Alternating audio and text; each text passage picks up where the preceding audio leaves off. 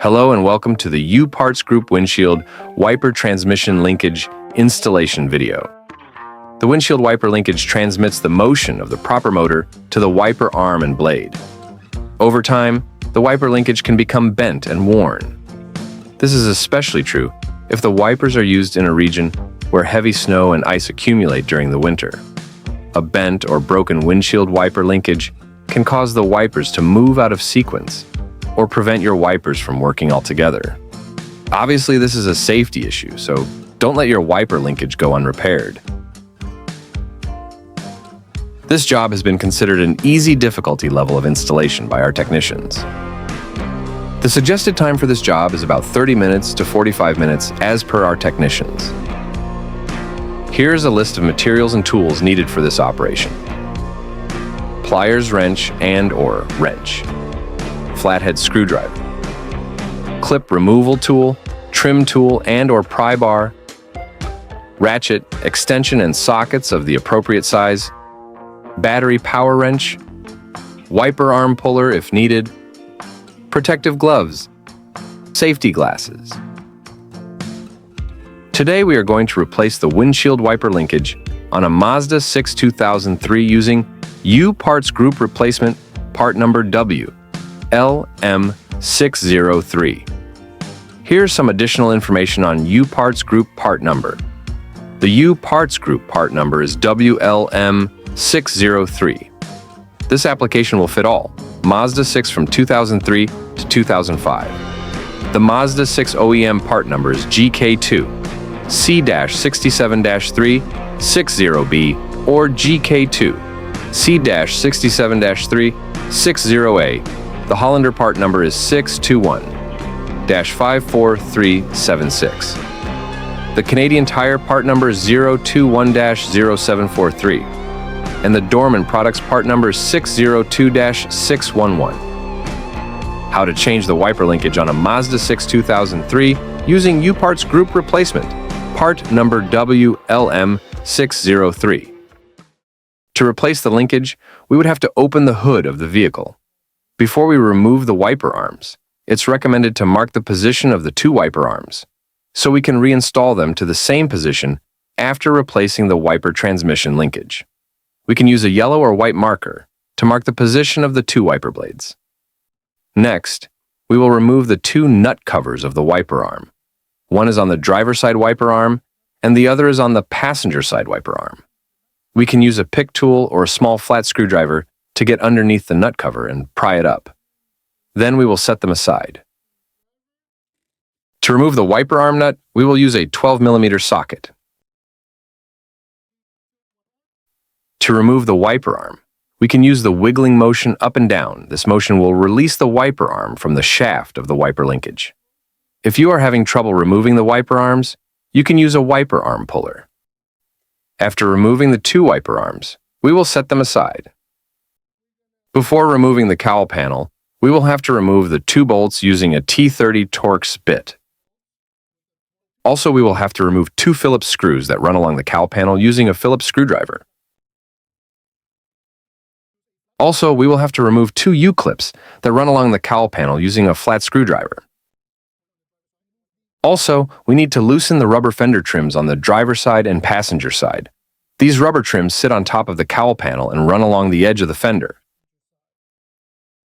We will have to remove two lower push pins of the fender trims using a clips removal tool, also known as trim removal tool.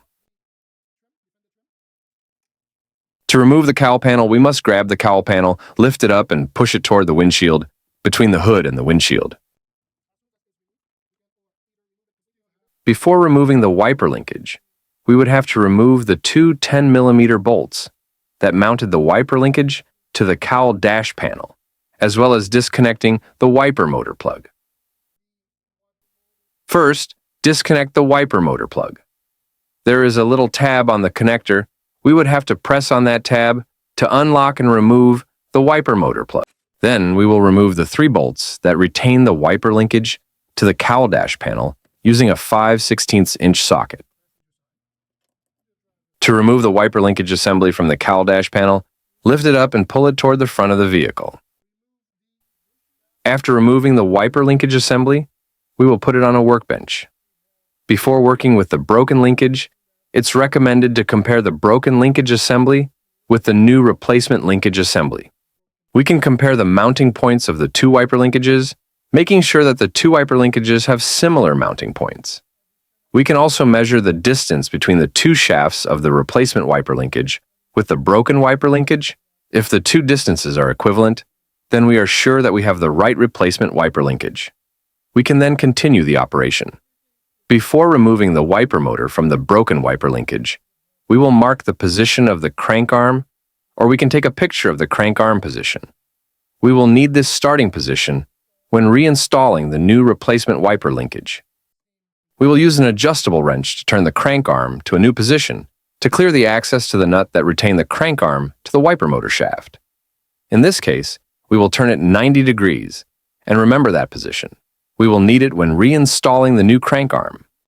We will use a 12mm socket to remove the nut that retains the crank arm to the wiper motor shaft. And to remove the crank arm from the wiper motor shaft, we will use a pry bar to pry the crank arm out, or we can gently tap on the side of the crank arm to release the crank arm from the wiper motor shaft. Next, we will remove the two bolts that retain the wiper motor to the main tube of the wiper linkage. We will use a T30 Torx bit to remove these two bolts. After removing the two bolts, it will release the wiper motor from the wiper linkage. We will set the old broken wiper linkage aside and position the new replacement wiper linkage to the wiper motor. We will then position the two bolts that will retain the wiper motor to the main tube of the wiper linkage. Then, we will secure the two bolts using a T30 Torx bit. Next, we will position the crank arm to the wiper motor shaft. Please note that we must position the crank arm with the same position that just removed from the broken wiper linkage.